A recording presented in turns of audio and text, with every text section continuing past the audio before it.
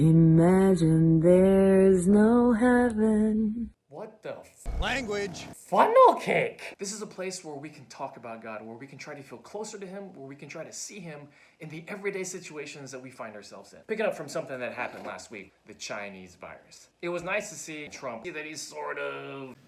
It's very important that we totally protect our Asian American community in the United States and all around the world. They're amazing people, and the spreading of the virus is not their fault in any way, shape, or form. They're working closely with us to get rid of it. We will prevail together. I'm not even sorry. For all the bad that you think he might have done, the good that you think he might have done, good leadership, like really, really great leadership, really centers around one crucial quality here, accountability. If we're going to repurpose our survival to serve, accountability has to play its part. So let's take that journey today. We cannot let the cure be worse than the problem itself. That is massive accountability. The physicians of this country have to abide by the Hippocratic Oath. One of the things that it states is do no harm. The first thing that you want to do in any emergency situation is to make sure that you do not make things worse. That is a quality that is inherent to great leadership. That's what it means to take responsibility for a situation, to be accountable to it, is to understand the power that you have to affect that situation. In Luke chapter 12, Jesus is teaching a couple of parables about the idea of being ready or being watchful. And in one of the parables, he talks about the relationship between a master and his servants, God and his people. In this teaching, there are times when the master gives his servant responsibilities or allows his servant to be in charge of things like money or possessions. Jesus ends this teaching with, "To whom much is given, much will be required."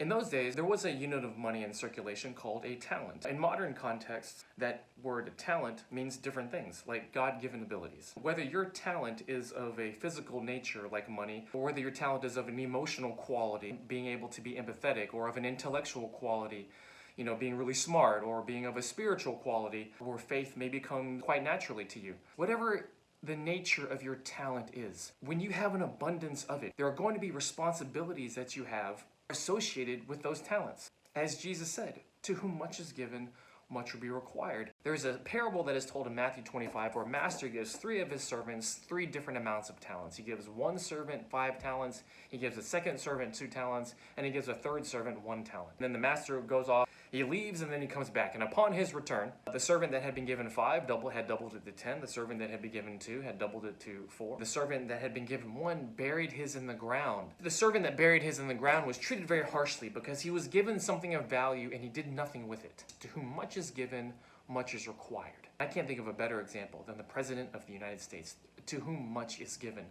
So much authority, so many resources, and there's responsibility that goes with being in that position. That means that there's also accountability. Accountability and leadership go hand in hand, and accountability and relationship go hand in hand. In Exodus 16, where it talks about how the Israelites have been out of Egyptian slavery. They've been freed from Egyptian slavery for about a month. And they're wandering in the wilderness, and they're starting to complain and grumble. Why would God lead them out of Egyptian slavery just to have them die of starvation in the wilderness? Probably in the same way that many of us are complaining and grumbling, and maybe even calling out to God in the same way that the Israelites were in Exodus 16. Out of fear and anxiety and worry, why would God lead us all the way up to this point in human history just to have us succumb to the coronavirus? And so the Israelites are complaining, and of course they are given instructions. And the instructions that they are given are that they can go out on a daily basis and grab manna and quail. This is probably the very first time in human history that people have been encouraged not to hoard. And the reason why hoarding is depicted as a destructive thing here in the Old Testament, why God instructs them not to do that, is because hoarding destroys relationships. Earlier today, I signed an executive order invoking presidential authority under Section 4512 of the Defense Production Act to prohibit the hoarding of vital medical equipment and supplies, such as hand sanitizers, face masks, and personal protective equipment. We have a lot of face masks, a lot of equipment just coming in, and we have some people hoarding, and Attorney General Barr is going to be speaking about that in a second. We want to prevent price gouging, and critical health and medical resources are going to be protected in every form. Under this directive, the Secretary of Health and Human Services is authorized to designate essential health and medical supplies as scarce. So he'll designate certain supplies and medical elements as scarce, and that means it will be a crime to stockpile these items in excessive quantities, which is happening to a relatively small degree, we think, but nevertheless it's happening. We can't let it happen. And we can't let them resell them at excessive prices, which some people are doing. Very simply, we will not allow anyone to exploit the suffering of American citizens for their own profit. Instead of having faith in God, they will put their faith in the bread and the meat that they would be able to hoard on a daily basis, which is destructive to their relationship with God. And God is all about relationship. If you do not know God, then you do not know love, because God is love. The whole Bible talks about relationships. It's our relationship to God, it's our relationship to the people around us, our relationship to our environment. And all of creation is what God has made for us to learn the ins and outs of all these relationships. So hoarding interrupts and is destructive to our life of faith, our relationship with God.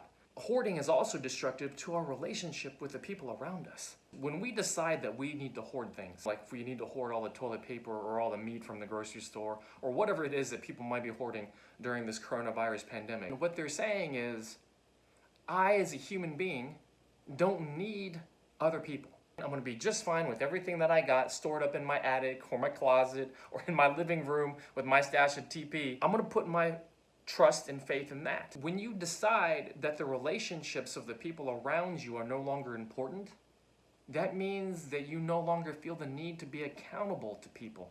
There is no relationship without accountability. Hoarding has actually been treated more specifically like a disorder in recent years, something that is the product of anxiety or depression related to OCD. The thing about hoarding that is so destructive to relationships is when people not only hoard like physical things or money, but when people start hoarding love, attention, or likes, or follows. And so if everything is about you, then of course your relationships with the people around you and with God are going to fall apart. And later on, President Trump is questioned. Hey, Mr. President, when you say you don't want the cure to be worse than the problem itself, so are you saying that if we kept these measures that we're doing now in place for a couple of months, Well, they will be in place. At some point, we're going to open up our country, and it's going to be fairly soon.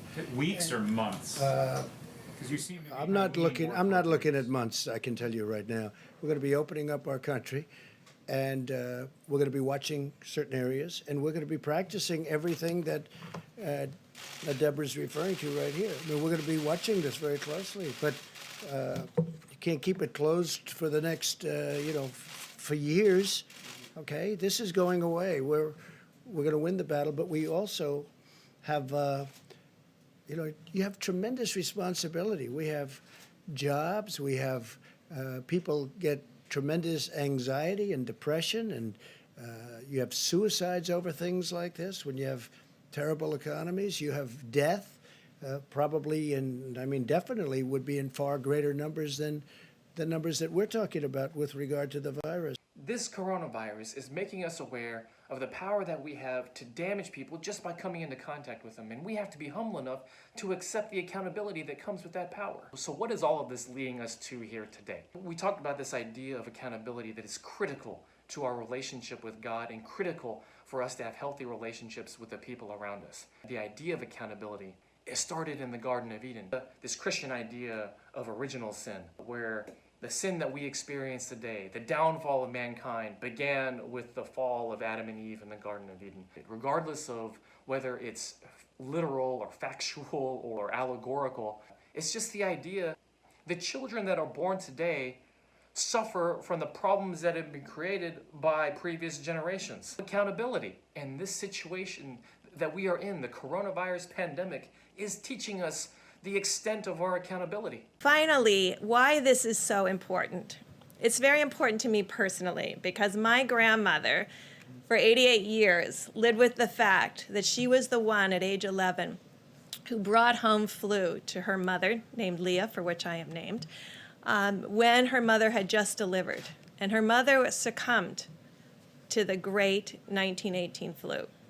She never forgot that she was the child that was in school that innocently brought that flu home.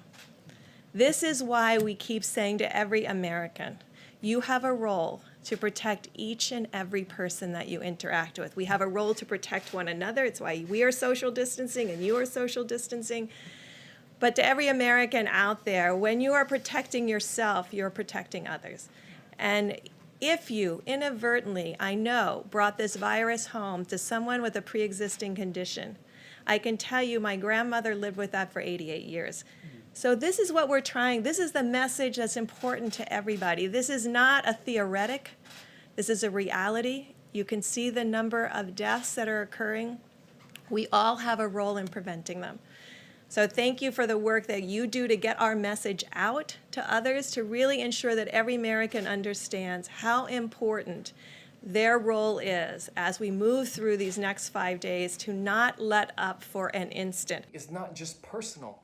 It's also showing us, God is showing us in this situation that our accountability has global reach. Mr. President, I want to ask about these guidelines on testing. Obviously, Senator Rand Paul has tested positive for coronavirus. But he was not in contact with anybody who was a known positive, and he didn't have any major symptoms. Under your guidelines, under the guidelines that have been outlined here, he would not have gotten a test. He got one anyway. So what do you say to him? He's pointed out that if he hadn't gone basically in defiance of these guidelines and got tested, he might still be showing up to the Senate right now and infecting the whole U.S. Senate. So that's why this was important. That's why this recommendation to the American people was important, because we have been saying that there is a level of asymptomatic or mild spread. And that's why each person has to be responsible. Each person has to be responsible in the way that they decrease their interaction with others, the 6 feet, and you're all very social distance, so thank you.